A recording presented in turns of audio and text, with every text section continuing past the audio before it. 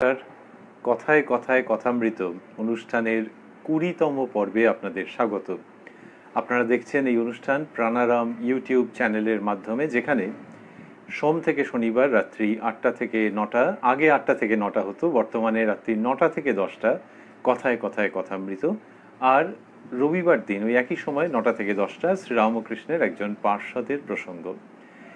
কথায় কথায় কথামৃত, আমরা শ্রী শ্রীরামকৃষ্ণ কথামৃতকে অবলম্বন করে এই অনুষ্ঠানটির মধ্যে রয়েছি প্রাণারাম ইউটিউব চ্যানেলে, যেমন আমরা আগে উল্লেখ করলাম। এবং যারা কিনা অনুষ্ঠানগুলি নিয়মিত ঠিক সময় পেতে চান, তাদের জন্য আরও একবার স্মরণ করে নেওয়া অন্য দিনের মতনই, যে প্রাণারামের যে কোনো ভিডিও যখন চলছে তখন সাবস্ক্রাইব বাটনটি প্রেস করলে বা ক্লিক করলে তারপরে একটা বেলের ছবি আসে, সেই বেলের ছবিটা ক্লিক করলে তারপরে 3টে অপশান দেখায়, সেই 3টে অপশানের মধ্যে অল এই অপশানটাতে ক্লিক করলেই নিশ্চিন্ত, যেখানে কিনা প্রত্যেক দিন ঠিক সময়ে নোটিফিকেশন এসে যাবে ভিডিওর। এইটুকুনি ভূমিকার সঙ্গে সঙ্গে আমরা এই 20তম পর্বে প্রবেশ করছি, যেখানে আমরা স্মরণ রাখছি যে আগের দিন 19তম পর্ব পর্যন্ত আমরা ছিলাম এবং সেখানেই থাকবো ঈশ্বরচন্দ্র বিদ্যাসাগর মশাইয়ের বাড়িতে, যেখানে 5ই অগস্ট 1882 শ্রীরামকৃষ্ণের শুভাগমন হয়েছিল এবং তিনি অনুপম ধর্ম প্রসঙ্গ করছিলেন তার নিজস্ব ভঙ্গিতে। বিদ্যাসাগর মশাইয়ের সঙ্গে যে সব কথাবার্তা হচ্ছিল তাতে বিদ্যাসাগর মশাই অত্যন্ত আনন্দ সহকারে শ্রবণ করছিলেন, মাঝে মাঝে একাধটি আপত্তি থাকলে সেটি উত্থাপন করছিলেন। শ্রীরামকৃষ্ণ তার অপূর্ব ভঙ্গিতে সেসবের নিরসন করছিলেন আর শুনছিলেন। কথামৃতকার শ্রীমত বটেই, শ্রীরামকৃষ্ণের সঙ্গে কয়েকজন ভক্ত এসেছিলেন, আর বিদ্যাসাগর মশাইয়ের ঘরে এক ঘর মানুষ ছিলেন। মাস্টারমশাই অর্থাৎ কথামৃতকার শ্রীম জানিয়েছেন যে তাঁরা এক দৃষ্টে শ্রীরামকৃষ্ণকে দর্শন করছিলেন ও তাঁর কথামৃত পান করছিলেন। এই সবগুলি ভাবতে ভাবতেই, এই পটভূমিকা ভাবতে ভাবতেই আমরা আজকের পর্বে প্রবেশ করব। গত পর্বে যেখানটাতে আমরা থেমেছিলাম, যেখানে শ্রীরামকৃষ্ণ বলছিলেন যে জীবের আমি নিয়ে, যে তার আমিত্ব বোধ থাকলে তার উন্নতি হয় না, তার প্রগতি হয় না।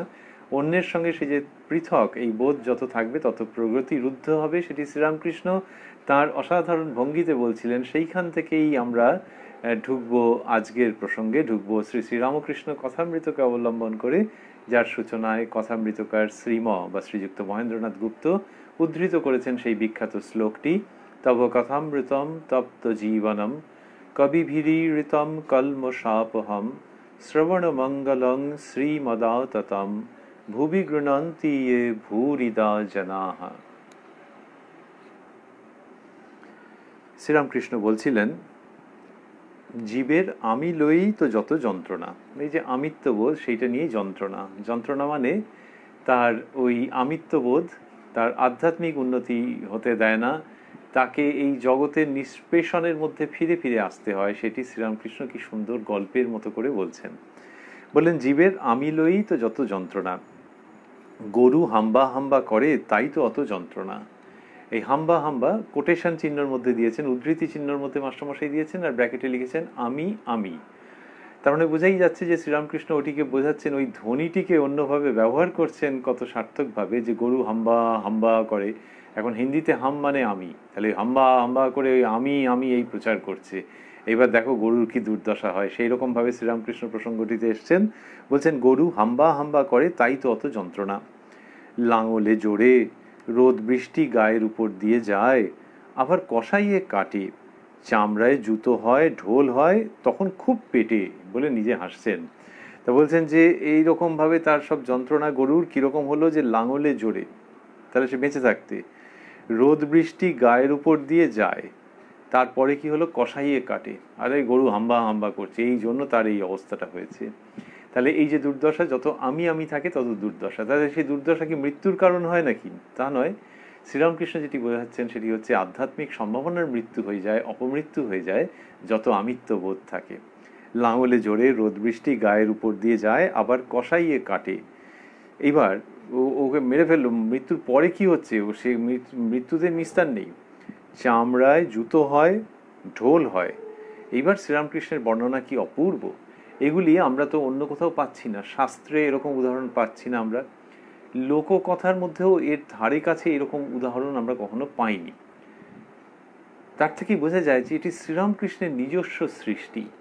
এরকম সবসময় হয়তো নয় যে তিনি অনেক শুনেছেন অন্যদের কাছে, তিনি নিজে মাঝে মাঝে বলতে ভালোবাসতেন যে ওগো আমি অনেক শুনেছি, কিন্তু তাও যদি এই রকম ঝকঝকে এই রকম অব্যর্থ উদাহরণ লোকজীবনে থাকতো তাহলে কোনো না কোনোভাবে সেটি আমাদের কাছে আসতো, কিন্তু সেটি আমরা আসতে দেখছি না। এবং শ্রীরামকৃষ্ণ যখন বলছেন তখন আমাদের মনে হচ্ছে যে এটা তার একেবারে নিজস্ব বা যাকে বলে টেইলর মেড সেই রকম একটা প্রসঙ্গ বলেই আমাদের মনে হচ্ছে। এবং সেখানে তিনি লিখছেন যে রোদ বৃষ্টি গায়ের উপর দিয়ে যায়, আবার কষাইয়ে কাটে, চামড়ায় জুতো হয়, ঢোল হয়, তখন খুব পেটে। এই যে তখন খুব পেটে, তার মানে হচ্ছে যে তার যন্ত্রণা শেষ হচ্ছে না। তো এই যে যন্ত্রণা শেষ হচ্ছে না এইটি বললেন। এবং এই চামড়ায় জুতো হয়, ঢোল হয়, তখন খুব পেটে, এই যে তখন খুব পেটে, এটা শ্রীরামকৃষ্ণের নিজস্ব একটা সংযোজন, যে ওই ঢোল সে পিটছে। তার মানে কি, ঢোলটা কখন পিটে, এটা কোনো আনন্দের উৎসব টুৎসব হচ্ছে, একটা বিরাট উৎসব হচ্ছে, এবং সে বাচ্চা ছেলেও একদম ধুম দমাদম করে ঢোল পিটছে, আর কি আনন্দ। কিন্তু ওইটার উপর দিয়ে তো যাচ্ছে, ওই ঢোলের চামড়াটার উপর দিয়ে যাচ্ছে, সেটা গরুর চামড়া, তো তাকে আর বাচ্চা ছেলেও পিটছে। তেমনি মানুষের জন্ম থেকে জন্মান্তরের মধ্যে দিয়ে দুঃখ চলতেই থাকে। শ্রীরামকৃষ্ণ সেইটি বোঝাতে চাইছেন, বলছেন তবুও নিস্তার নাই, মানে এরপরে আরও গল্প আছে, তবুও নিস্তার নাই। শেষে নাড়ি ভুঁড়ি থেকে তাঁত তৈয়ার হয়। যে নাড়ি ভুঁড়ি, সেও আবার তাকে কোনো না কোনো কাজে রিসাইকেল করা হচ্ছে, নাড়ি ভুঁড়ি থেকে তাঁত তৈয়ার হয়। এইবার তার মানে নাড়ি ভুঁড়ির যে কী অবস্থা, নাড়ি ভুঁড়ি যেন ফিল করতে পারছে যে ওফ প্রাণ বেরিয়ে যাচ্ছে। কিন্তু এইবারেতে কনক্লুশনে আসছেন শ্রীরামকৃষ্ণ, সেটি কি সুন্দর। শেষে নাড়ি ভুঁড়ি থেকে তাঁত তৈয়ার হয়, সেই তাঁতে ধনুরির যন্ত্র হয়, তখন আর আমি বলে না, তখন বলে তুহু তুহু, অর্থাৎ তুমি তুমি। যখন তুমি তুমি বলে তখন নিস্তার। হে ঈশ্বর, আমি দাস, তুমি প্রভু, আমি ছেলে, তুমি মা। এটি শ্রীরামকৃষ্ণ শেখাচ্ছেন। তাই বললেন যে কিরম সুন্দর ধ্বনি ব্যঞ্জনা আনছেন অদ্ভুত রকমভাবে, সেই ধ্বনির মধ্যে নতুন অর্থ শ্রীরামকৃষ্ণ সংযোজন করছেন। বললেন যে শেষে নাড়ি ভুঁড়ি থেকে তাঁত তৈয়ার হয়, সেই তাঁতে ধনুরির যন্ত্র হয়, তখন আর আমি বলে না, তখন বলে তুহু তুহু। এই যে তুহু তুহু শ্রীরামকৃষ্ণ বলছেন, অর্থাৎ তুমি তুমি। তাহলে ওই ধনুরির তাঁতের যে আওয়াজ তুহু তুহু তুহু তুহু, এইটি শ্রীরামকৃষ্ণ তুলে আনছেন, কি অদ্ভুত। এখনকার দিনে আমাদের আছে যে সাউন্ড মিক্সিং, নানান রকমের সফটওয়্যারের মাধ্যমে সাউন্ড মিক্সিং, একটা সাউন্ডকে নতুনভাবে যেন উপস্থাপন করা হচ্ছে। শ্রীরামকৃষ্ণ যেটি করছেন, তার কথায় কথায় যে কথামৃত বিতরণ করছেন, তার মধ্যে এই সাউন্ডকে নিয়ে, অডিওকে নিয়ে নানান রকমের কাজ করেছেন। আমরা আগে একটি অনুষ্ঠানে শুনেছি, এই বিদ্যাসাগর মশাইয়ের বাড়িতেই তিনি বলছেন যে ফুলে বসবার আগে মৌমাছি ভন ভন করে, তারপর ফুলে বসে মধু খেয়ে কখনো মাতাল হয়ে গুনগুন করতে থাকে। ওই যে শব্দকে কি সুন্দরভাবে বসালেন, ব্যাখ্যা করলেন, নবব্যঞ্জনায় উপস্থাপন করলেন। এখানেও তাই, যে গরুর কি একটা দেখো কিরকম একটা ব্লান্ট ডাক ছিল, হাম্বা হাম্বা করছে, আর ওই তাঁতের মধ্যে থেকে তুহু তুহু আওয়াজ বেরোচ্ছে। এই তুহু তুহু মানে তুমি তুমি। শ্রীরামকৃষ্ণ বলছেন যে তখন বলে তুহু তুহু, এই তখন আর আমি বলে না, যখন তুমি তুমি বলে, তো বললেন তখন আর আমি বলে না, তখন বলে তুহু তুহু, যখন তুমি তুমি বলে তখন নিস্তার। নিস্তার মানে ওই যে তাঁত তৈরি হয়ে গেল, ওখান থেকে আর কিছু হবে না, আর রিসাইকেলড হবে না, অন্য কোনো ফর্ম কিছু হবে না। সেটা কখন, যখন তুমি তুমি বলছে, অর্থাৎ তুমি সব কিছু। বলে আরও একটা পংক্তি ব্যাখ্যা করলেন, বললেন যে হে ঈশ্বর, আমি দাস, তুমি প্রভু, আমি ছেলে, তুমি মা। তা বলছেন আমি দাস, তুমি প্রভু, আমি ছেলে, তুমি মা। এইরকম যখন কেউ বলছে তখন তার মুক্তি হয়ে যাচ্ছে, তাকে তাহলে তখন কি হয়ে গেল, তখন নিস্তার। তাহলে নিস্তার মানে তাকে আর ফেরত আসতে হবে না এই জগতে। এইটি শ্রীরামকৃষ্ণ বোঝাচ্ছেন, যে তখন তার মুক্তি। তা না হলে নানানভাবে ফেরত আসতে হতে পারে তাকে এই জগতে, সে তার যাতায়াত ফুরোয় না। তাহলে আমি যতক্ষণ থাকছে ততক্ষণ নানান রকম ফর্মে ওটা হচ্ছে যে সে ফেরত আসছে, তার মানে জীবের পুনর্জন্ম হচ্ছে। এইটা শ্রীরামকৃষ্ণ বলতে চাইছেন, যে তার আধ্যাত্মিক প্রগতি তো ব্যাহতই হয়ে যাচ্ছে এবং সে জন্ম থেকে জন্মান্তরে ফেরত আসছে। তা সেইটে যাতে না হয়, সেই জন্য ওই তুহু তুহু দরকার।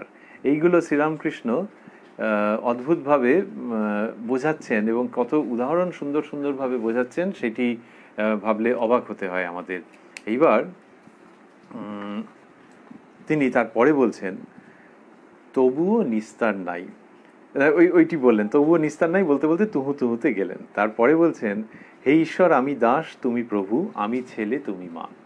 এই যে আমি দাস তুমি প্রভু, এটা কোথার থেকে এলো? তার মানে হচ্ছে যে জীব যখন এরকম ভাবছে, মানুষ যখন এরকম ভাবছে যে তুমি প্রভু আমি দাস, এই যে প্রভু আর দাস, এইটা কিরকম হয়ে গেল যে ওই রকম স্টেটাস শেষ পর্যন্ত ধর্ম সাধনার মাধ্যমে যে নিজেকে ওই রকম ভাবতে হবে? তো শ্রীরামকৃষ্ণ শেখাচ্ছেন যে না, ওই রকম ভাবে ভাবা মানে কি আসলে যে ঈশ্বরের দাসত্ব করা মানে সেটা কোনো অন্যরকম নয়, যেরকম মাইনে নিয়ে লোকে চাকরি করে, স্যালারিড পার্সন বা স্যালারিড এমপ্লয়ি, সেরকম অর্থে নয়। এটি বিনা মাইনের দাসত্ব, স্বেচ্ছাবৃত দাসত্ব। তাহলে কেউ যখন ঈশ্বর যা চাইছেন সেই রকমই করতে চান, তখন সেটা তার একটা দাসত্বের মতো, যে উনি যা চাইবেন তাই করব।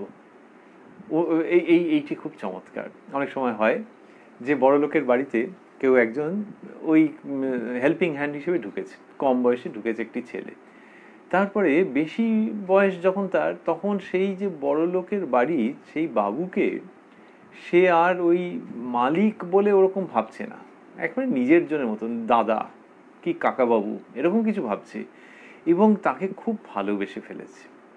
সো মাচ সো যে ভগবান না করুন ওই দাদা কি কাকাবাবু তার যদি আর্থিক অবস্থা খারাপ হয়ে যায় পরবর্তীকালে কোনো সময়, তখন এ বলছে যে আপনি আমারও মাইনেটা কমিয়ে দিন, একটা মাস যদি না দিতে পারেন আমার কোনো অসুবিধে হবে না। রীতিমতো অসুবিধা হবে তো, দেশ গায়ে সব আছে তার, কিন্তু সেই তার ভালোবাসাটা এমন হয়ে গেছে যে আর্থিক সম্পর্কটার বড় নয়।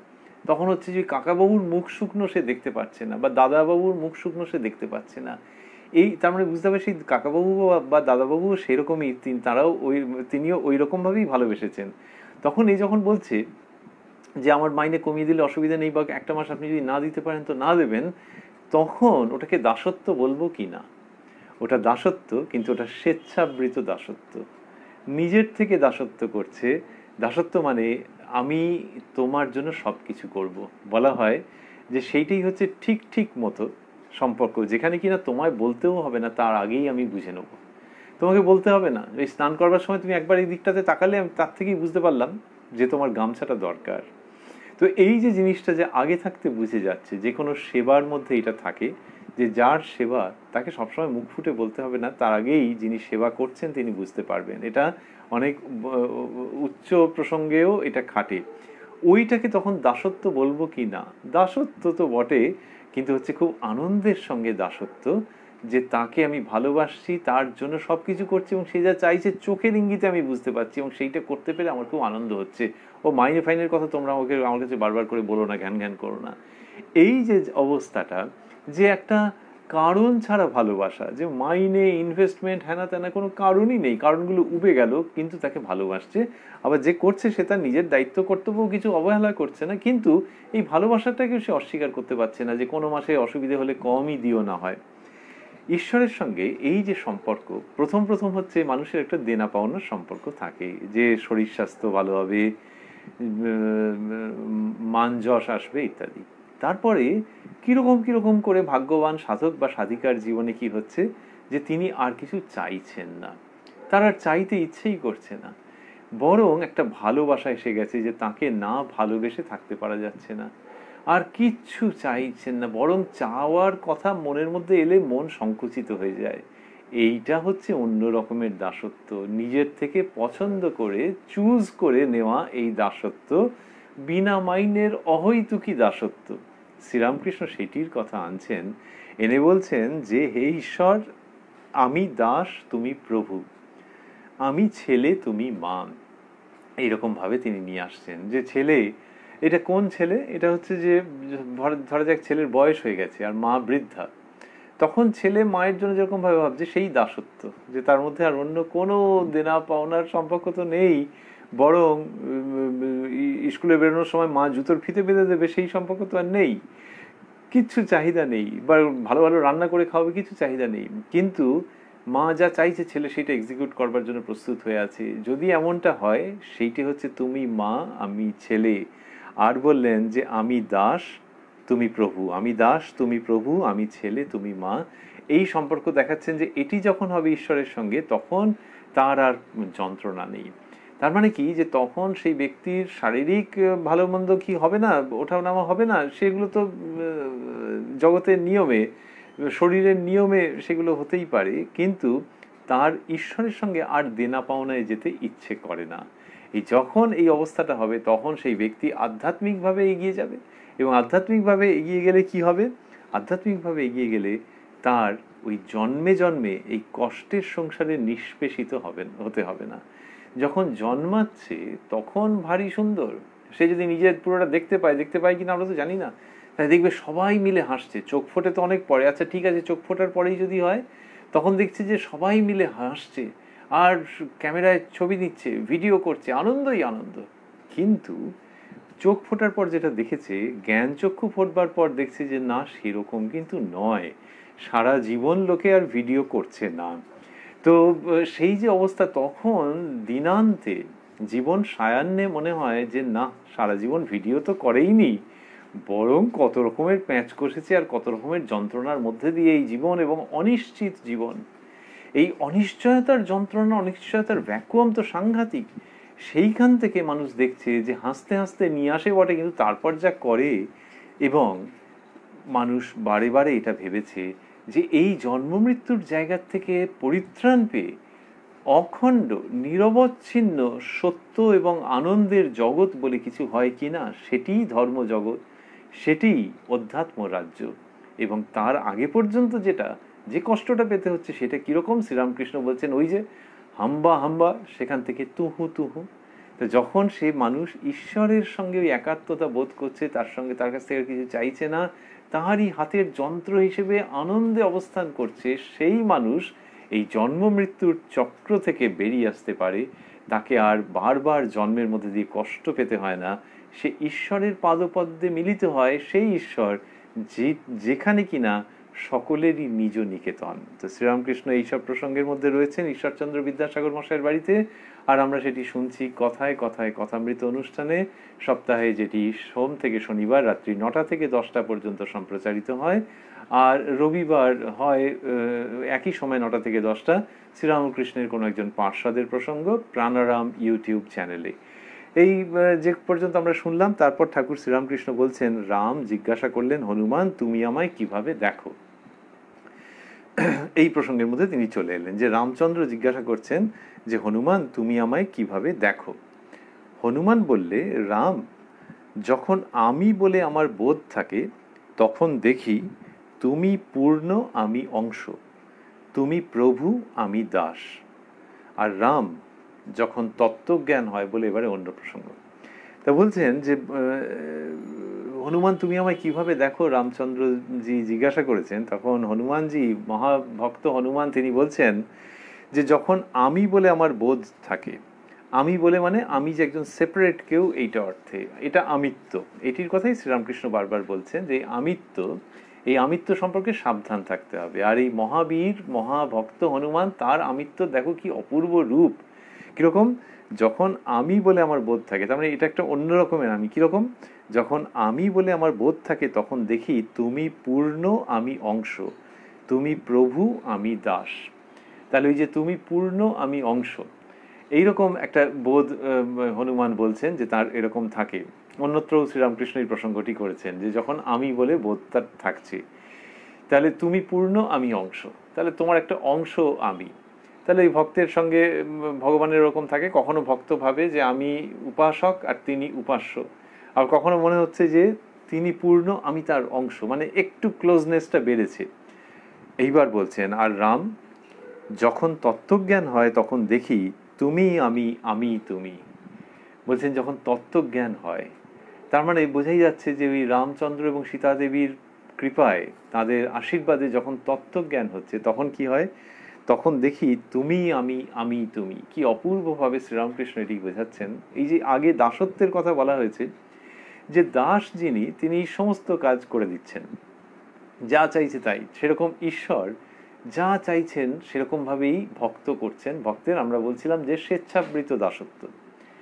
এইবারে দাসত্ব তো আফটার অল, তার মানে ঈশ্বরের যেমন যেমন ইচ্ছে সেরকম। ঈশ্বরই হচ্ছেন আসল, তিনিই হচ্ছেন প্রধান, তিনি জগৎ কর্তা, এই রকম যে ঈশ্বর আর ইনি কে, তাহলে ভক্তকে, ভক্তই তার অংশ বিশেষ, ভক্ত তার উপাসনা করছেন এবং ঈশ্বর যেমনটি যেমনটি চান। কি সেই চাওয়াগুলো? ভালো ভালো চাওয়া, যে সত্য কথা বলবে, যে সমস্ত জীবের প্রতি ভালোবাসা রাখবে, যে নিজের মনকে খাটো করবে না, অহংকারকে বাড়তে দেবে না, এইগুলো ঈশ্বর চাইছেন।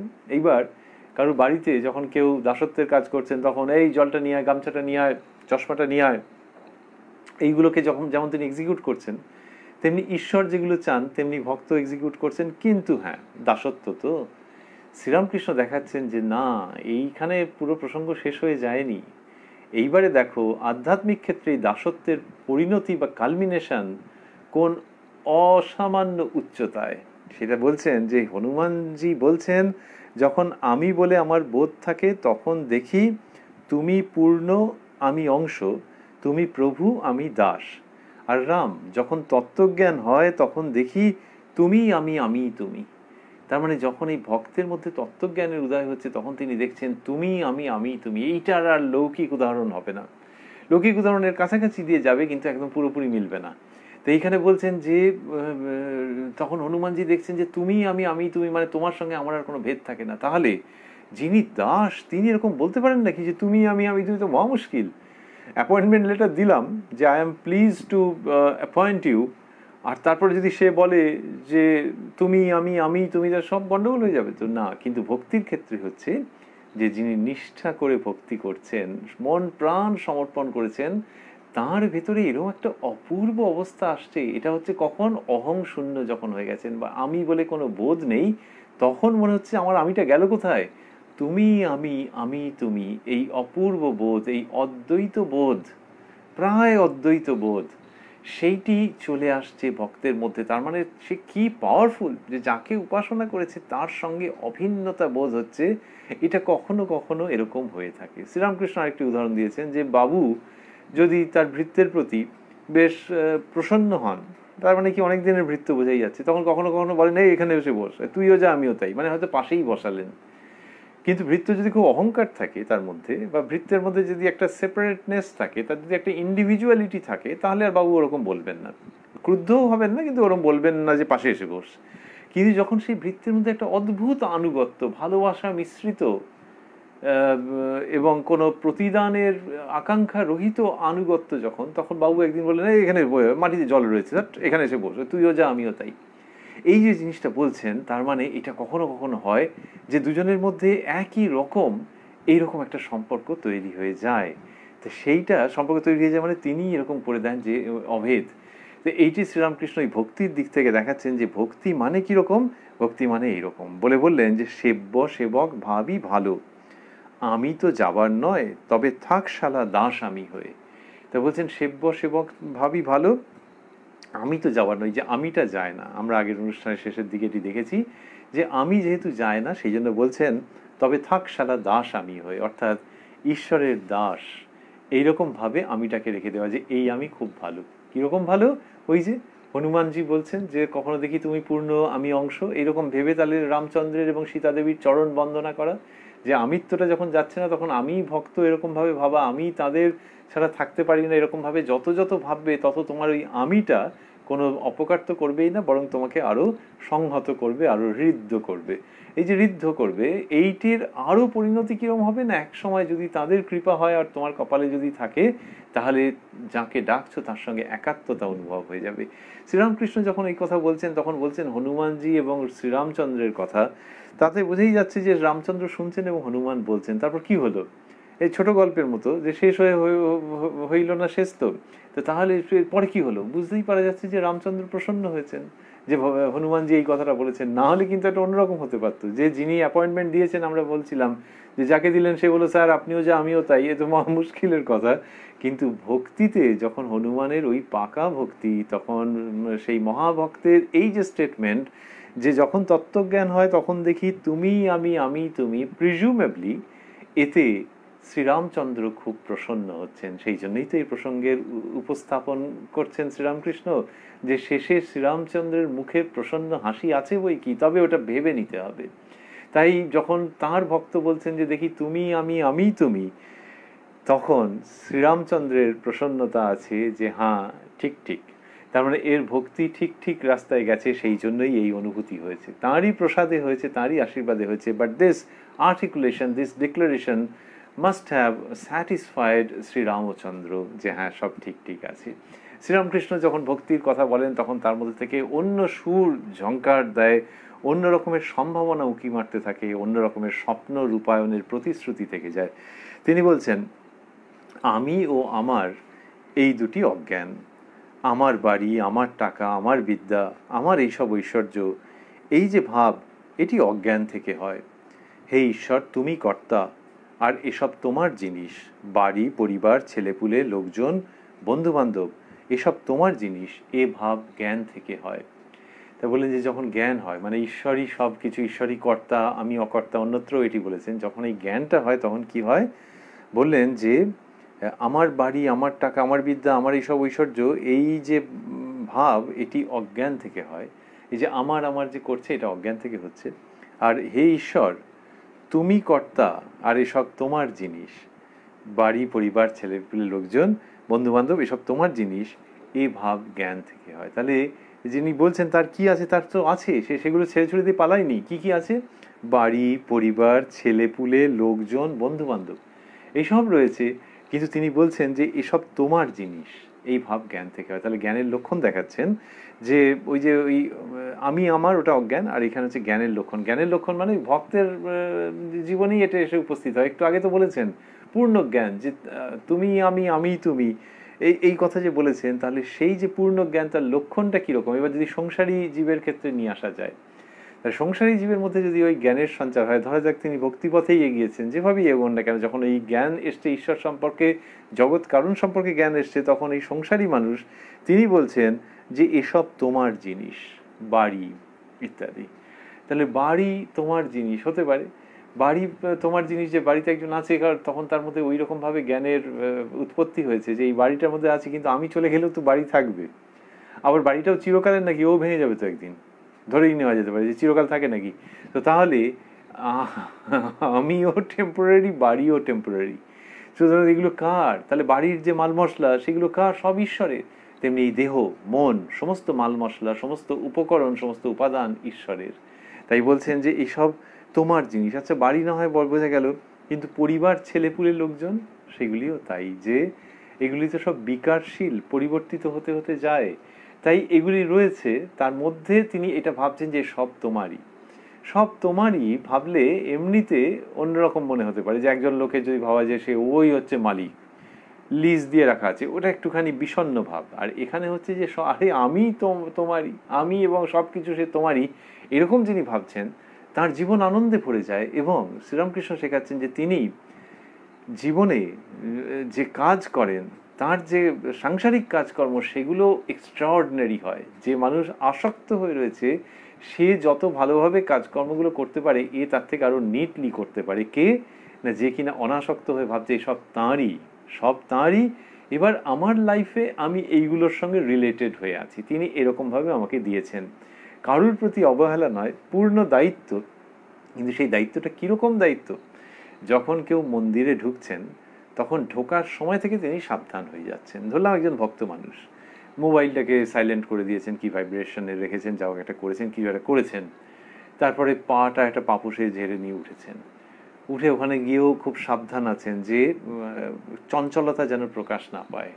হাঁটার সময় কি পায়ের পাতায় আওয়াজ হচ্ছে মন্দিরের মধ্যে? না, তাহলে সাবধানে হাঁটবো। সমস্ত ব্যাপারটার মধ্যে তিনি সাবধান থাকছেন, যেহেতু তিনি মন্দিরের মধ্যে গেছেন, ঠিক যেমনটি যেমনটি করবার কথা সেরমটা করছেন। অতএব শ্রীরামকৃষ্ণ যখন বলছেন যে পরিবার, ছেলেপুলে, লোকজন, মন্দিরে যেমন কতগুলো ডিউটি আছে, তেমনি এদের প্রতিও কিছু কিছু ডিউটি আছে।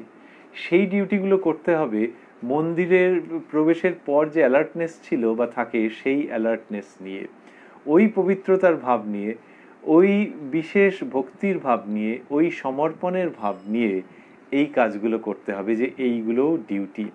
এই ডিউটিগুলো এই জন্মে ঈশ্বর নির্দিষ্ট করে দিয়েছেন, কিন্তু এগুলো সবই তাঁর। যেমন ওই মন্দির হচ্ছে তাঁর, যিনি কিনা ভেতরে বিগ্রহ রূপে প্রতিষ্ঠিত রয়েছেন, তেমনি এই সমাজ সংসার যা কিছু সবই তাঁর।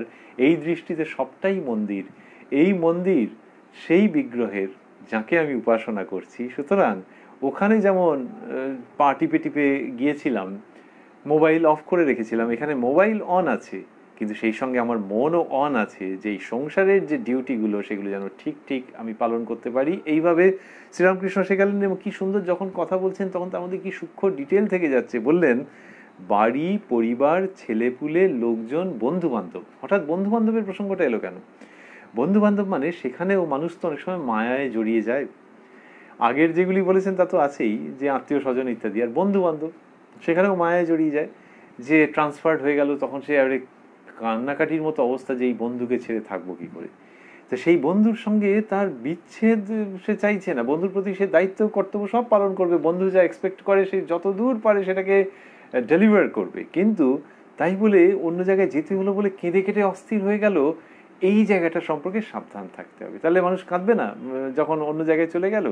ওইটা শ্রীরামকৃষ্ণ বলছেন যে বারবার বিচারের মধ্যে দিয়ে যেতে হবে, যে কোনোটাই পার্মানেন্ট নয়। তা না হলে বিচারের মধ্যে দিয়ে যদি না যাও তাহলে দুঃখ পাবে, দুঃখ পাবে। কেননা এই সংসারের ওই রকমই ব্যাপার, যে সংসার একটা গহন অরণ্যের মতো, যে ওখানে যে তোমার বেশ সুন্দর সুন্দর তোমার নিয়ে যাচ্ছে, তুমি শীষ দিয়ে দিতে যাচ্ছ, তারপর ভেতরে গিয়ে তখন একবার বাবা গো বলে ডাক ছেড়ে হয়তো কাঁদতে ইচ্ছে করবে, কারণ বেরোবার পথ পাবে না।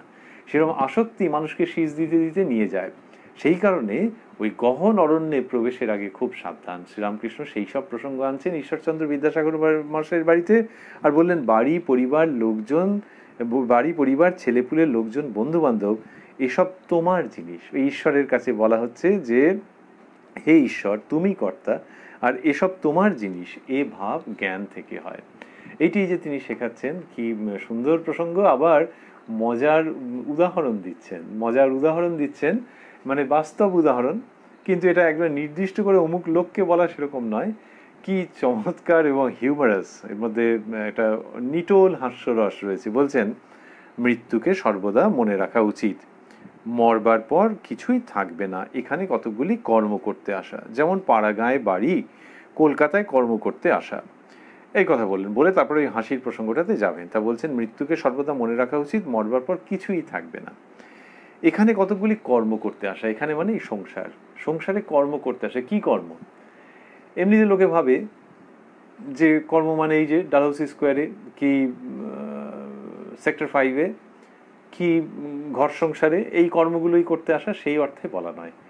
এখানে সংসারে কতগুলি কর্ম করতে, এখানে কতগুলি কর্ম করতে আসা মানে যে হ্যাঁ ওই কর্মগুলো তো করতে হবে, তার জন্য কেউ মাইনে পাচ্ছে, কেউ বাড়িটাকে মাথায় করে রেখেছে, এইসব কর্মগুলোর দ্বারাই জগৎ সংসার চলছে। কিন্তু সংসারের কর্মটা কিরকম? তাহলে তো জন্তু জানোয়ারের ক্ষেত্রে তারও তো জীবনযাত্রা চলে যাচ্ছে, গিয়ে একটা সময় সে মরে যাচ্ছে। তাহলে সে কি এখানে এসছে যে ওই খাবে দাবে বংশ বিস্তার করবে এটার জন্য? হ্যাঁ, জন্তু জানোয়ারের ক্ষেত্রে তো আর কোনো কিছু পারপাস দেখতে পাওয়া যাচ্ছে না। কিন্তু মানুষের ক্ষেত্রে কর্ম মানে ওইগুলো নয়, ওগুলো হচ্ছে তার লাইভলিহুডের জন্য। কিন্তু আসল কর্মটা কি? আসল কর্ম হচ্ছে জগৎকে চিনতে পারা, ঈশ্বরকে বুঝতে পারা। যখন কোনো হিন্দু বলছেন তখন ঈশ্বর, অন্য কেউ তার মতো করে বলবেন যে জগৎ কারণ, এই জগতের উৎপত্তি কোথায়, কে চালাচ্ছেন, নেপথ্যে কে আছেন, কোন সত্তা, এবং তার সঙ্গে আমার সম্পর্ক কি। এই রকম একটা গ্র্যান্ড জায়গাতে শ্রীরামকৃষ্ণ ওপেন আপ করছেন যে, এবং এটি হচ্ছে ধর্মের উদ্দিষ্ট থাকে। তো এইটি বুঝতে পারা, আর এটি বুঝতে পারলে সমস্ত দুঃখের অবসান ঘটবে। তাই কর্ম করতে আসা মানে এইগুলোকে বিচার করা। তুমি যে পথেই থাকো না কেন এইগুলোকে বিচার করা, যে জগতে কোনটা নিত্য, কোনটা অনিত্য, কোনটা থাকবে, কোনটা থাকবে না, এইগুলোকে বিচার করা। তা বললেন এখানে কতগুলি কর্ম করতে আসা, এখানে মানে এই জগৎ সংসারে। এবার জগৎ সংসারটা কি, তোমার কিরকম টাইপের জায়গা, মানে তোমার অ্যাড্রেসটা কি সেটা বলছেন। এবার অ্যাড্রেস শেখাচ্ছেন, বলছেন যেমন পাড়াগাঁয়ে বাড়ি, কলকাতায় কর্ম করতে আসা। তো এই যে পাড়াগাঁয়ে বাড়ি, কলকাতায় কর্ম করতে এসেছে, তা তার হচ্ছে কি যে কলকাতায় যখন এসছে কি করে আছে, একটা ভাড়া নিয়ে আছে, মেস বাড়ি হয়তো, কি পেইং গেস্ট কি একটা আছে। তার বাড়ি কোথায়? তার বাড়ি হয়তো মুর্শিদাবাদে, কি নদিয়ায়, কি বর্ধমানে, কোথাও একটা তার বাড়ি, কি সুন্দরবনে। এবার কলকাতায় সে এসেছে, এসে সেখানে চাকরির জন্য রয়েছে। তো এবার বললেন যে কলকাতায় কর্ম করতে আসা, চাকরির জন্য আছে। এবার যখন সে যে থাকে, কোথায় থাকে, সে হয়তো থাকে কলেজ স্ট্রিটে থাকে, বা শিয়ালদায় থাকে, অথবা বাঘাযতীনে থাকে, এরকম কোথায় আছে।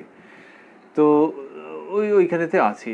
অফিসে যখন ওই ঢুকেছে আর কি, তখন লিখেছে টেম্পোরারি অ্যাড্রেস, পার্মানেন্ট অ্যাড্রেস, এই সমস্ত লিখে টিকে সব দিয়েছে। তারপরে যখন কেউ একদিন হঠাৎ করে ওকে বলেছে যে আচ্ছা আচ্ছা আপনি আপনি যেন আপনার আপনার বাড়ি কোথায়, তখন কিন্তু সে দুম করে বাঘাযতীন বলবে না বা শিয়ালদা বলবে না। তখন সে বলবে আমার দেখুন বাড়ি হচ্ছে মুর্শিদাবাদ, অথবা বলে বাড়ি হচ্ছে বর্ধমান। ওই ব্যক্তি যদি তাতে সন্তুষ্ট হয়ে গেল গেল, আর যদি না হয়ে বলে না আপনাকে তো দেখলাম মেট্রো করে আসছেন, আসেন কোত্থেকে, তখন হয়তো বলে ও আমি অমুক জায়গাটায় থাকি। তখন দ্বিতীয়বারে ওটা মনে পড়লো যে কি বলতে চাইছে। কিন্তু আপনার বাড়ি কোথায় বললে তখন সে বললে বাড়ি ওই ডিস্ট্রিক্টে। তাহলে তার যে আসল পরিচয়, আসল যে তার বাসস্থান, সেটা হচ্ছে ওইখানে। আর কলকাতায় কর্ম করতে আসা ওই জন্যই প্রথমে মনে পড়েনি বাঘাযতীন কি শিয়ালদা, প্রথমে মনে পড়েনি মুর্শিদাবাদ কি বর্ধমান বলে দিয়েছে। তাহলে মনের মধ্যে ওটা রয়েছে যে তার আসল বাড়ি ওটা, আর এটা তো হচ্ছে একটা টেম্পোরারি অ্যাড্রেস। এইটাকে শ্রীরামকৃষ্ণ নিয়ে আসছেন যে যেমন পাড়াগাঁয়ে বাড়ি, কলকাতায় কর্ম করতে আসা। তাহলে ওই ব্যক্তি শুধু কাজের জন্য কলকাতা ওখানে পড়ে আছে মুখ বুঝিয়ে, অনেক অসুবিধে আছে, রাত্রিরে মশা কামড়ায়, সে এক ঝামেলার এক শেষ, কিন্তু তা সত্ত্বেও সেখানে পড়ে আছে, কেননা কাজ করবে হবে। আর বাড়ির কথা বললেই দুম করে ওই আসল বাড়িটাই মনে পড়ে যায়। সেই রকম মানুষ এই সংসারে যে কাজ করছে, তখন তার কি হচ্ছে যে তার আসল বাড়ি ঈশ্বরের ওখানে, ঈশ্বরীয় রাজত্বে তার আসল বাড়ি, ঈশ্বরের নিবাসে তার আসল বাড়ি, তার নিজ নিকেতন। আর এই সংসারে ওই কর্মগুলো করতে এসছে। কর্মগুলো কীরকম? কেউ জপ করছেন, কেউ ধ্যান করছেন, কেউ ঈশ্বরীয় প্রসঙ্গ ভাবছেন, কেউ ইউটিউবে সৎ প্রসঙ্গ শুনছেন, কেউ উইকেন্ডে কোনো মন্দির আশ্রমে যাচ্ছেন, কারুর প্রবচন শুনছেন, বা চুপ করে মন্দিরে বসে আছেন, কেউ এই সবগুলোরই একটা বা একাধিক পালন করছেন। এইগুলোই কর্ম করতে আসা। এই যে কর্ম যে করছে মানুষের তো অদ্ভুত। কত মানুষের জীবনের অভিজ্ঞতায় আছে যে সকালবেলায় তো হয়ই, সন্ধেবেলায় পর্যন্ত যখন অফিস থেকে ফিরেছেন, প্যাচ প্যাচে গরম, এসে একটু হয়তো ঠান্ডায় জিরিয়ে নিয়েছেন পাখার তলায়, অথবা স্নান করে এসছেন, তারপরে তার একটা সময় দেওয়া থাকে 15 মিনিট আধ ঘন্টা মতো, তার একটা ঠাকুর ঘর আছে। অথবা কারু কারু বাড়ি এত ছোট, কি করবেন, পাননি, সেখানে একটা কুলুঙ্গির মধ্যে একটি দুটি ছবি আছে, সেই ছবিকে খুব যত্ন করে রাখেন উনি, রোজ মুছে তারপরে অফিস যান। এই ঘেমে টেমে এসে স্নান টান করে তারপরে একটা ফ্রেশ জামা পরে একটা ধূপ জ্বালিয়ে ওই কুলুঙ্গির মধ্যে যে দেবদেবী আছেন তাদেরকে যখন দেখাচ্ছেন, তখন আর সারা দিনের ক্লান্তি তার মনের মধ্যে নেই। মনে হচ্ছে ক্লান্তি কোথায় উবে গেছে। ওই ধূপের গন্ধে মন তন্ময় হয়ে গেছে। ধূপের গন্ধ তো ম্যাটার করে। মন তন্ময় হয়ে গেছে। আর একটু সামনে গিয়ে যাকে ভালোবাসেন, যাকে পুজো করেন, যাকে সকালবেলা একটু ফ্রেশ ট্রেশ করে দিয়ে যান, তার মুখখানি দেখে মনে হচ্ছে জগতে ক্লান্তি বলে, জগতে দুঃখ বলে কিছু নেই। এই কর্ম করতে পৃথিবীতে আসা, এই কর্ম করতে পৃথিবীতে আসা, যে যিনি কুলুঙ্গির মধ্যে রয়েছেন এবং যিনি জগৎ চালাচ্ছেন, অফিস করে এসে তার মুখটি একবারের জন্য দেখা। শ্রীরামকৃষ্ণ শেখাচ্ছেন যে এই কর্ম করতে আসা গো। সেই জন্যে ওই যে বাড়িতে রয়েছে, এটা তোমার পার্মানেন্ট আবাস নয়। পার্মানেন্ট আবাস ওই যাকে দেখে ভালো লাগলো তার বাড়ি যেখানে, সেইখানেই। অথবা মনে মনে তাঁর শ্রীপাদপদ্মে তোমার যথার্থ অবস্থান। কর্পোরেশন কি মিউনিসিপ্যালিটি কি আধার কার্ডের পরিচয় যেটা, সেটা নয়। এইটি যে শ্রীরামকৃষ্ণ শেখাচ্ছেন, তিনি সংসার জীবন এবং অধ্যাত্ম জীবনকে একসঙ্গে রাখছেন, তো তাই নয়, অপূর্বভাবে, in a very sweet way তিনি এদেরকে সমন্বিত করছেন, হারমোনাইজ করছেন এই দুটোকে, যে সংসার জীবনের মধ্যে থেকেও ঈশ্বরের পায়ে মন রাখা এবং বারবার মন রাখার জন্য ব্যস্ত হওয়া। কারণ এই সংসারটা, এই জগৎটাতে আসা ওই কর্ম করবার জন্যেই। আর এই জগৎটা পার্মানেন্ট অ্যাড্রেস নয়। তো পার্মানেন্ট অ্যাড্রেস যে নয়, সেইটি বারবার করে ভাবার মানুষের। যখন কেউ যদি বলে যে এই যে বাঘাযতীনে যে তুমি আছো, বা শিয়ালদায় যে তুমি আছো, এইখানে যে আছো তুমি, এই যে রবিবার, আপনি যে রোববার বাড়ি যান না, এই রোববারটা যাবেন না, বড্ড কাজের চাপ আছে। তখন সেই ব্যক্তির একবার চোখে জল আসতে আরম্ভ করবে যে এই রে, রোববারটা এই আগেও একবার করেছিল গত বছর, আর এবারেও বলছে রোববারটা যে কি ঝামেলায় পড়লাম যে বাড়ি যেতে দিচ্ছে না, এই রোববার নাকি বাড়ি যেতে দেবে না। ওই যে ভেতরে তার যে কষ্ট হবে নিজের জায়গায় ফেরত না যেতে পারার জন্য, সেটা তো ওই দেশগায় বাড়িটারি আছে বলেই। দেশগায়ের বাড়ি না থাকলে তো ওরকম মনে হতো না, দেশগায় বাড়ি আছে বলেই তার যেতে ইচ্ছে করছে। আর যখন বেশি দিনের জন্য আটকে যাচ্ছে, পরিযায়ী শ্রমিকদের কি কষ্ট যে তারা বাড়ি ফিরতে পারছেন না। সে পা ফেটে চৌচির, হাঁটতে হাঁটতে হাঁটতে হাঁটতে তারা বাড়ির দিকে যাচ্ছেন, যে বাড়িতে যেতে হবে। তা তুমি যেখানে আছো ওখানে কি তোমার খুব অসুবিধা হচ্ছে? তো যেতে হবে কষ্ট করে। বলে না, সে কষ্ট করেই যাবো। তো বাড়িতে গিয়ে কি তোমার একবারে দারুণ সুখ হবে? বলে ও তুমি বুঝতে পারবে না, নিজের বাড়ি ফেরা নিয়ে কথা। তাহলে সেখানে বলে এই তো আর কদিন বাদে লকডাউন উঠে যাবে, তখন আবার কাজকর্ম শুরু হবে। বলে না, বাড়ি যেতেই হবে, বাড়ি টানছে তাকে। ওই তো যেখানে আছে সেরকম নয়। এই যে পরিযায়ী শ্রমিকের যে অবস্থা, জীবের কিন্তু সেই অবস্থা। সে আপাতত তার যে অবস্থা সেখানেতে ভালোই আছে। সে ধরা যাক মুর্শিদাবাদ বর্ধমানে বাড়ি নয়, কলকাতাতেই তার বাড়ি, এবং বাড়ির থেকে 1 কিলোমিটারের মধ্যে সেন্ট্রালি এয়ার কন্ডিশনড অফিস। কিন্তু তাহলেও তার ওই পরিযায়ী শ্রমিকের মতো তার মনটা তো আসলে পরিযায়ী। এইখানে চলে এসেছে, সেন্ট্রালি এয়ার কন্ডিশনড অফিসে রয়েছে, বাড়িতেও দিব্যি এয়ার কন্ডিশন 2-3টে ঘর আছে, কিন্তু যদি একটু সে মনোনিবেশ করে তাহলে দেখবে যে এটা আসল জায়গা নয়, এটা অন্যরকম জায়গা। এবং আসল জায়গা যেটা, সেটা ওই ঈশ্বরের শ্রী পাদপদ্মে। আর এখানে অনেক দিন যদি থাকতে হয়, অর্থাৎ সাংসারিকতার মধ্যে যদি ডুবে থাকতে হয়, তাহলে পরিযায়ী শ্রমিকের মতো তার অবস্থা হবে। এবং সে বাড়ি ফেরবার চেষ্টা করবে মানে কঠোর সাধনা করবে। এনাদের পা ফেটে চৌচির হয়ে গেছে, আর ইনি মনের দিক থেকে প্রবলভাবে পরিশ্রম করবেন। আহত হবেন না তাতে, কিন্তু তিনি প্রবলভাবে মনোনিবেশ করবেন। আমাদের শাস্ত্র কত রকম বলেছেন, সম দম ত্যাগ তিতিক্ষা ইত্যাদি বলেছেন, যে এই সব গুণাবলী সমস্ত সেইগুলোকে সঞ্চয় করে ইনি যেমন পরিযায়ী শ্রমিক, যেমন পায়ের জোরেতে হাঁটছেন, হাঁটুর জোর আছে তা দিয়ে হাঁটছেন, ইনি তেমনি নিজের চরিত্রের জোর দিয়ে ওই ঈশ্বরীয় রাজত্বের দিকে রওনা দেবেন। তিনি জানেন যে ওইখানেই তার সত্যিকারের আশ্রয়, আর এইখানটাতে শুধু কর্ম করতে আসা। শ্রীরামকৃষ্ণ এই সমস্ত প্রসঙ্গের মধ্যে আনছেন কি অনুপমভাবে, করতে করতে বললেন, বড় মানুষের বাগানের সরকার। সরকার মানে ম্যানেজার। মজা করে এবারে বলছেন, কিন্তু কি চমৎকার গল্প। বলছেন, বড় মানুষের বাগানের সরকার, বাগান যদি কেউ দেখতে আসে তা বলে এ বাগানটি আমাদের, এ পুকুর আমাদের পুকুর। তা বলছেন যে ওই সে দেখায়, ম্যানেজারবাবু সব দেখান, ম্যানেজারবাবু দেখান, এবং তিনি কি বলেন, ম্যানেজারবাবু বলেন যে বড় বাগান যদি কেউ দেখতে আসে, কেউ দেখতে এসছে বাগান, তখন বলেন এই বাগানটি আমাদের। এই বাগানটি আমাদের মানে বোঝাই যাচ্ছে যে প্রথমত তো শুরু করেছেন যে ম্যানেজারবাবু দেখাচ্ছেন ওই বাড়ির মধ্যে বাগান মানে তো তাদেরই বাগান হবে। কিন্তু দুটো জিনিস লক্ষণীয়, একটা হচ্ছে যে ওটা বোঝা যাচ্ছে না হয়তো যে ওইখানে ওই যে ফালি জায়গাটা, ওইখানে যে বেশ একটা আম গাছ দেখতে পারে, এ বাগানও আমাদের। তার মানে এই তো ওই জন্যই তো আমি আপনাকে নিয়ে যাচ্ছি এসব বোঝাবার জন্য। এটা হচ্ছে একটা, যে বাগানের মধ্যে থেকেও সরাসরি সবসময় বোঝা যাচ্ছে না যে তোমার বাউন্ডারিটা কোথায় শেষ হচ্ছে, হয়তো পাঁচিল দেওয়া আছে নাকি একটা কিরম বুঝতে পারছি না, বলে না না ওটা আমাদের, এইভাবে করে দেখাচ্ছেন। কিন্তু আসল বক্তব্যটা হচ্ছে যে আমাদের বলল লোকটা, আমাদের মানে কি, ওরও কি ওর মধ্যে শেয়ার আছে নাকি, পার্টনারশিপের ব্যাপার আছে, আইনের কাগজপত্রে সইটই করা আছে? আমাদের বলতে কিছুই নাই, এই মাস গেলে একটা মাইনে পায়, কিন্তু ওরকম বলার ভঙ্গি যে এবার এই বাগানটা আমাদের, অমুকের কাছ থেকে আমরা গত মাসে তো ওই জায়গাটা আবার কিনে নিয়েছি, তার মানে উই আর ভেরি রিচ। এই উইটা একটু বাড়াবাড়ি হয়ে গেল না? তো এই কিন্তু সেই ম্যানেজার বাবু ওই যে কিনে নিয়েছে, তার ফলে ওর মাইনে 1 পয়সাও বাড়েনি, কিন্তু বলছে যে আমরা ওইটা কিনে নিয়েছি। তো ওই বলছে এরকমভাবে বলে থাকে। শ্রীরামকৃষ্ণ সেইটিকে নিয়ে আসছেন খুব হিউমারের সঙ্গে, বলছেন এ বাগানটি আমাদের, এ পুকুর আমাদের পুকুর, এরকমভাবে বলে।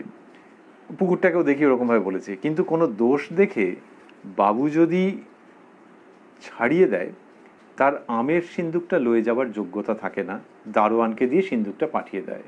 হাসো, শ্রীরামকৃষ্ণ হাসছেন বলতে বলতে, বলছেন কোনো দোষ দেখে বাবু যদি ছাড়িয়ে দেয়, ডিসমিস করে দিয়েছে, ডিসচার্জ করে দিয়েছে, তার আমের সিন্দুকটা লয়ে যাওয়ার যোগ্যতা থাকে না, মানে ছাড়িয়ে দিল মানে এবারে সামারিলি ডিসমিসড, তখন সে তার আমের সিন্দুক নিয়ে যেতে পারছে না। তার মানে বোঝো যে আমাদের করছিল কি অবস্থা।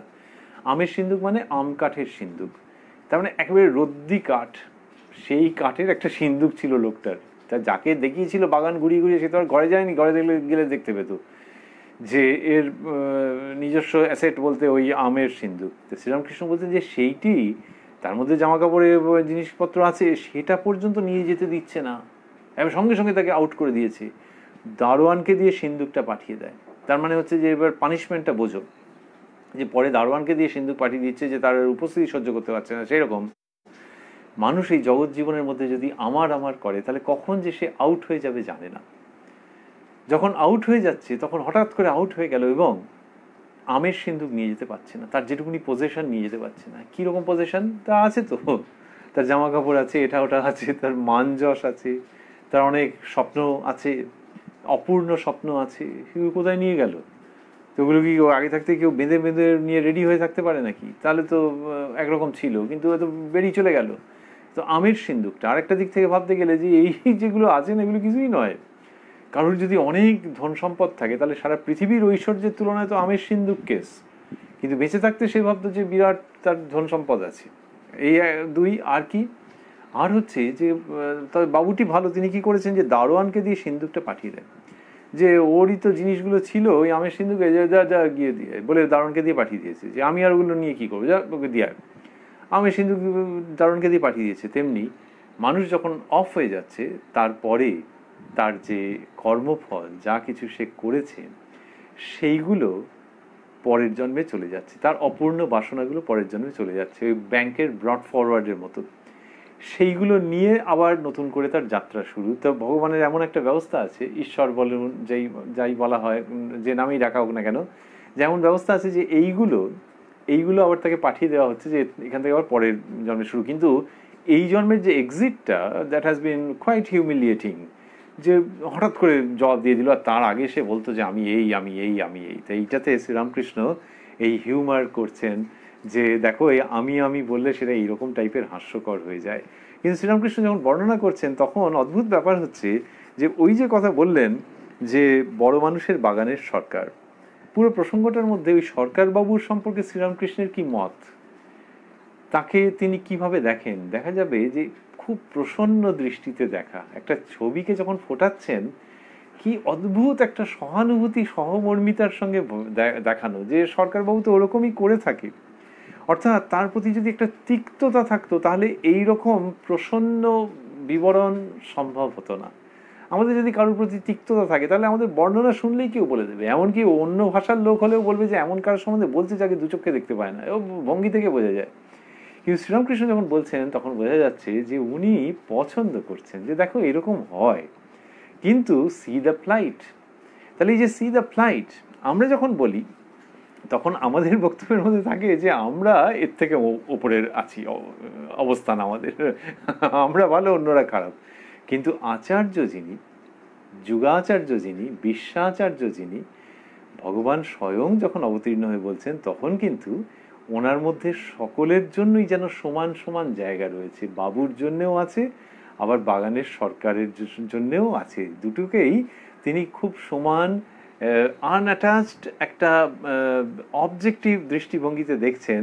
এটা সাধারণত মানুষের পক্ষে হয় না। এটা কথা সাহিত্যিকের অনেকটা এইরকম একটা অবস্থা আসে মনের মধ্যে, যে তিনি সবাইকে একটা সমান দৃষ্টিতে দেখছেন, দেখে দোষগুণ নিয়ে বিবরণ দিচ্ছেন। শ্রীরামকৃষ্ণ সেই ভঙ্গিতেই কথা বলছেন, কথা সাহিত্যিকের ভঙ্গিতে শ্রী ভগবান কথা বলছেন, বা শ্রী ভগবান যেটি বলছেন সেটি কথা সাহিত্যিকের কাছেও ঈর্ষণীয় বা অনুকরণীয়। ভগবান দুই কথায় হাসেন, শ্রীরামকৃষ্ণ বলছেন। এটি শুনতে শুনতেই আজকের অনুষ্ঠানে আমরা শেষ করব, অনুষ্ঠানের সমাপন করব। বলছেন ভগবান দুই কথায় হাসেন। কবিরাজ যখন রোগীর মাকে বলে মা ভয় কি, আমি তোমার ছেলেকে ভালো করে দিব, তখন একবার হাসেন, এই বলে হাসেন আমি মারছি আর এ কিনা বলে আমি বাঁচাবো। তাহলে ভগবান কি নিষ্ঠুর? তা নয়।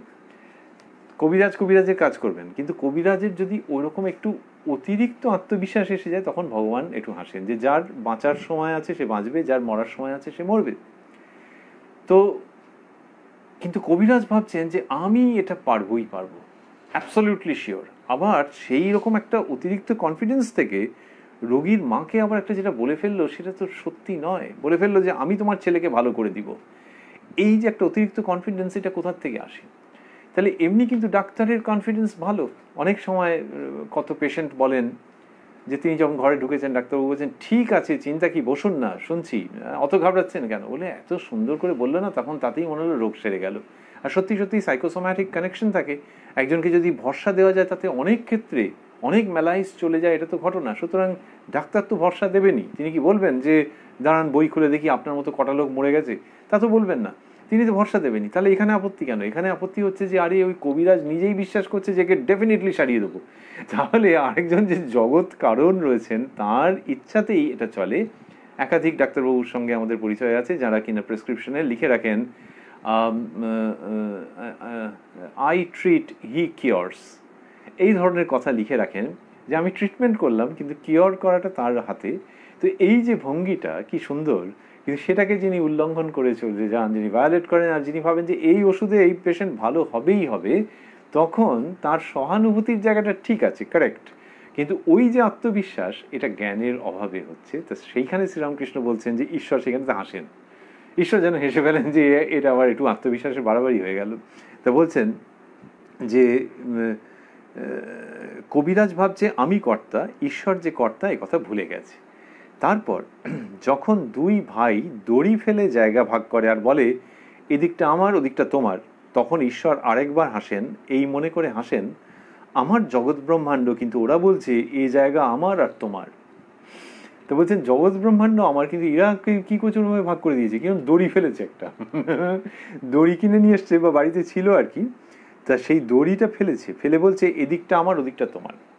এবং এখানেও মনে হতে পারে যে এটা তো না করলে কি করে হবে, অনেক সময় লাঠালাঠি বেঁধে যায় যে কার গরু কোন দিকে চলে গেল, কার ছেলে কার জমিতে চলে গেল, এই সমস্ত নানান রকমের যে নিজেদের প্রাইভেসি থাকছে না, এটা ভাগ করে দেওয়া ভালো, ল্যান্ড সিলিং ইত্যাদি সব নানান রকমের তো আছে।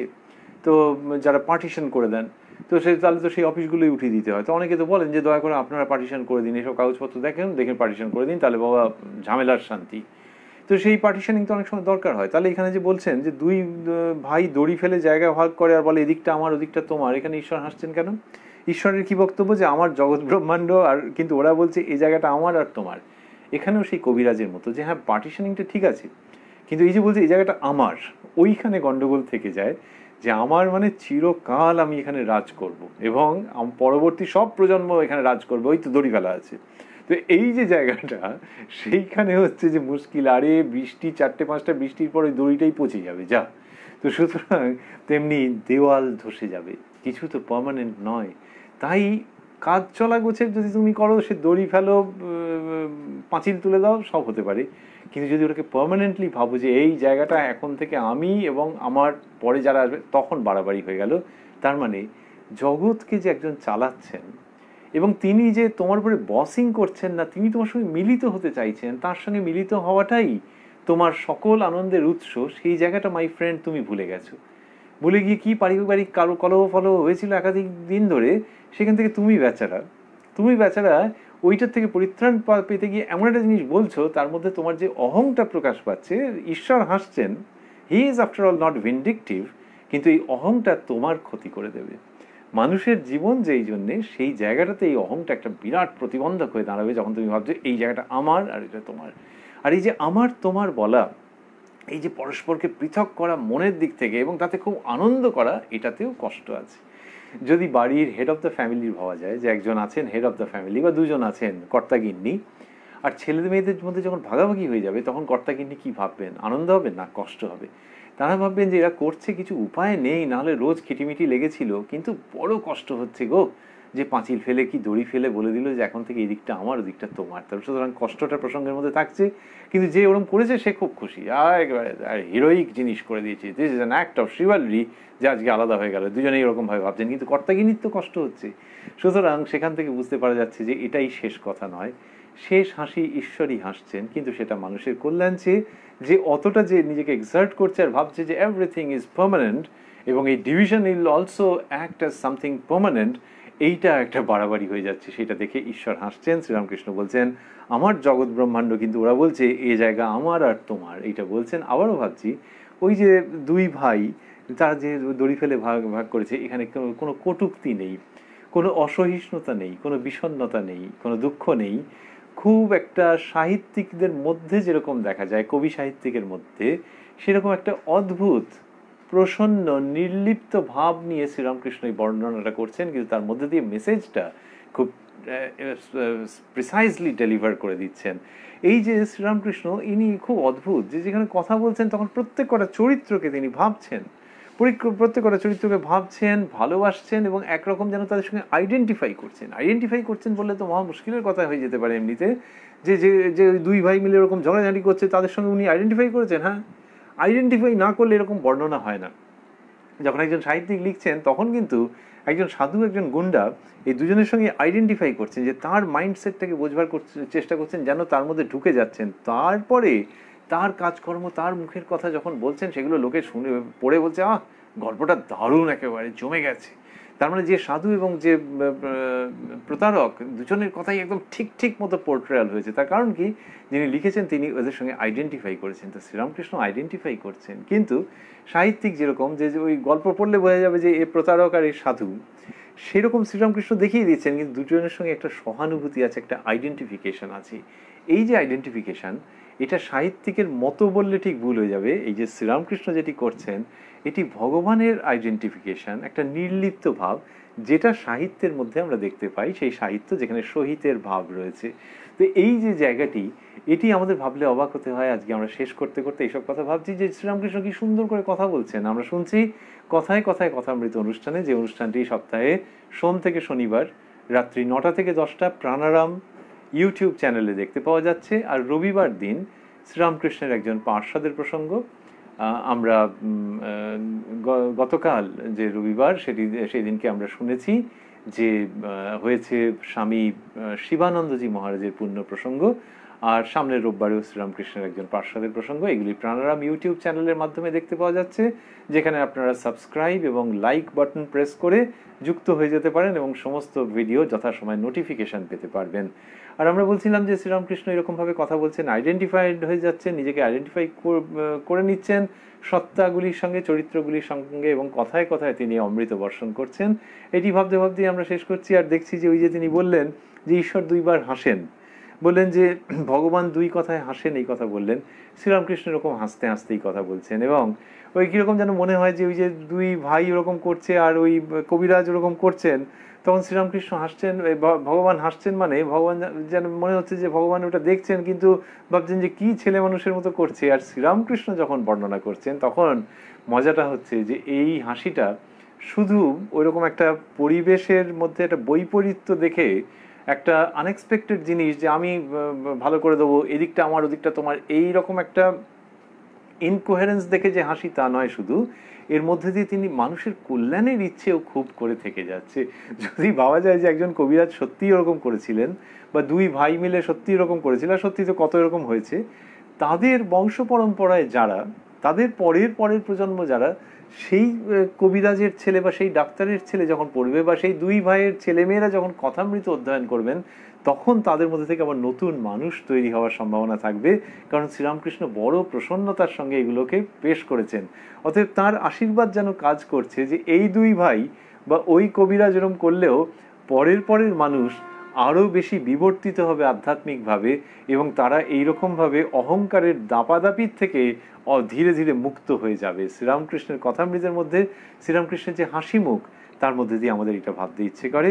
আর ভাবতে ইচ্ছে করে যে হ্যাঁ, ওই কবিরাজ যেরকম উৎকট একটা সেলফ ইম্পোজিশনের পরিচয় দিয়েছিলেন, একটা আত্ম অহংকার পরিচয় দিয়েছিলেন, দুই ভাই যেরকম ওইসব জমা ভাগাভাগি নিয়ে একটা আসক্তিপূর্ণ অজ্ঞানতার পরিচয় দিয়েছিলেন, কিন্তু সেখানে শ্রীরামকৃষ্ণ হাসছেন যখন, তখন তার সেই প্রসন্ন মুখ, সেই হাস্য মুখ আমাদের ভাবতে ইচ্ছে করছে। আর ভাবতে ইচ্ছে করছে যে আমরাও যখন নানান রকমের ভুল করে ফেলি, যে আমি আমি আমি এদিকটা আমার, এদিকটা তোমার, এইরকম যখন আমরা করে ফেলি, তখন আজকের দিনে কথামৃত পড়তে, শুনতে, আলোচনা করতে করতে আমাদের ভাবতে ভালো লাগছে যে শ্রীরামকৃষ্ণ উপস্থিত রয়েছেন, তিনি হাসছেন, কিন্তু সেটা অন্য কোনো রকমের হাসি নয়, সেটা সমালোচনার হাসি নয়, সেটা অতর্কিত কিছু ঘটে যাওয়ায় হেসে ফেলা মাত্র নয়।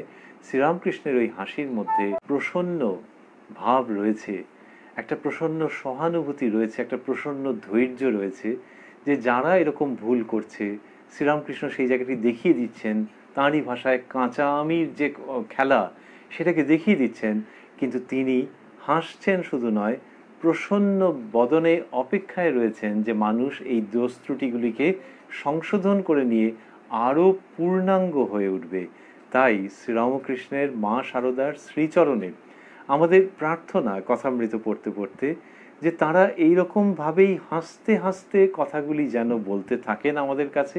আমাদের জীবনের যে কতকগুলো হাস্যকর অসঙ্গতি রয়েছে সেগুলো যেন তারা এইভাবে করেই ধরিয়ে দেন, আর ওই হাসি মুখের সঙ্গে সঙ্গে একটা অদ্ভুত অন্তর্লীন সুগভীর প্রসন্নতা যে তাদের আছে সেটিও যেন আমাদের উপরে তারা অব্যাহত রাখেন। সেই প্রসন্নতায় ভরসা করে, সেই আশীর্বাদ কৃপা দৃষ্টিতে ভরসা করে, যাতে আমরা কবিরাজ মশাইয়ের বা ওই দুই ভাইয়ের যে সীমাবদ্ধতা, যে ছেলে মানুষই, সেইগুলোকে অতিক্রম করে ধর্মপথে আরও অ্যাডাল্ট হতে পারি, ধর্মপথে আরও ম্যাচিওর্ড হতে পারি, ধর্মপথে জগৎ কারণ জগদীশ্বর বা জগদীশ্বরীর প্রতি পূর্ণরূপে শরণাগত হয়ে আমাদের জীবনকে ধন্য পবিত্র করতে পারি। উদ্বোধন কার্যালয়ে প্রকাশিত যে কথামৃত, তার 53 পৃষ্ঠায় আমরা অবস্থান করছিলাম। এই কথামৃত অনেকে ভাবেন যে তারা নিজেদের মতো অধ্যয়ন করে নেবেন পরবর্তীকালে এই অনুষ্ঠান শোনবার পর, তো তারা তাদের সুবিধার্থে উদ্বোধন কার্যালয়ে প্রকাশিত শ্রী শ্রী রামকৃষ্ণ কথামৃতের 53 পৃষ্ঠায় আমরা অবস্থান করছি। এই সংবাদের সঙ্গে সঙ্গে আজকের দিনের অনুষ্ঠান থেকে আমরা বিদায় নিতে চাইব, আবারও ঠাকুর এবং মায়ের শ্রীমুখের বাণী স্মরণ করে, শ্রীচরণকে স্মরণ করে এবং তাঁদের প্রসন্ন মুখের আশীর্বাদ ও কৃপাকে ভরসা করে তাঁদেরই কাছে ফিরতে চাইব সকলে মিলে, আপনারা আমরা আগামী দিনে এই অনুষ্ঠানে। ওং নিরঞ্জনং নিত্যম অনন্ত রূপং ভক্তানুকম্পা ধৃত বিগ্রহং বৈ ঈশাবতারং পরমেশমিদ্যং তং রামকৃষ্ণং শিরসা নমামহ।